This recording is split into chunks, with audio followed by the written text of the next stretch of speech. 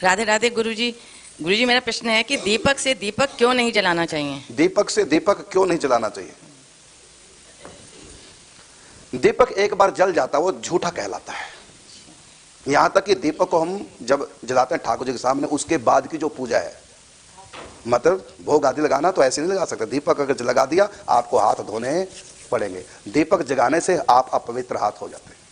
जैसे थूक से या खाने से हाथ अपवित्र हो गए, धोने पड़ते हैं, इसी प्रकार जोत आपने जगा दी तो हाथ धोने पड़ेंगे। अब कारण क्या है? क्योंकि वहां पर अग्नि देवता ने घी खाया है, अग्नि देवता ने घी तेल खाया है, समझे ना? तो इसलिए उसको छू लिया तो हाथ धोने पड़ेंगे। तो दीपक हमारे शास्त्रों में जो षोडशोपचार पूजन उसमें एक दीप दान है। जब भी हम ठाकुर जी को, आरती बाद में होती है, दीप दान पहले, तो क्या करते हैं हम? दीप दान करके हाथ धोते हैं, उसके बाद फिर अगली पूजा करते हैं।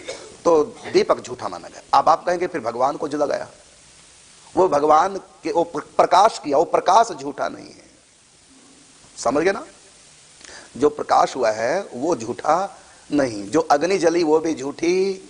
अग्नि तो मुर्दे को भी खा जाती है संस्कार में, तब भी वो अग्नि पवित्र होती है, लेकिन वो जगह अपवित्र हो गई, मुर्दा जला, इसलिए आके नहाते हैं। तो अग्नि अपवित्र नहीं, प्रकाश अपवित्र नहीं, वो झूठा केवल दीपक हुआ है।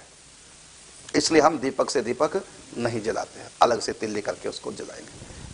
एक बार दीपक अर्पण हो जाता है भगवान के, उसको दूसरा कारण बता रहा हूं, एक बार जो चीज भगवान के अर्पण होगी उसको फिर हम प्रयोग न करें। अर्थात दीप दान कर दिया भगवान के लिए, अब वो भगवान को, उससे हम दूसरा दीपक न जलाएं, अलग से उसकी व्यवस्था दीप जलाने करें। क्योंकि भगवान को अर्पण की हुई चीज हम दोबारा से भगवान को नहीं दे सकते। भगवान का भोग हम स्वयं खा सकते हैं, भगवान को जो भोग लग चुका है हम स्वयं ले सकते हैं। हम सोचे लग गया, अब तो जो का तो खाया था नहीं, भगवान ने भोग लगा दिया वैसे, अब इसी को दोपहर को लगा देंगे, इसी को शाम को लगा देंगे। नहीं, भगवान का झूठा भगवान को नहीं खिलाया जाता।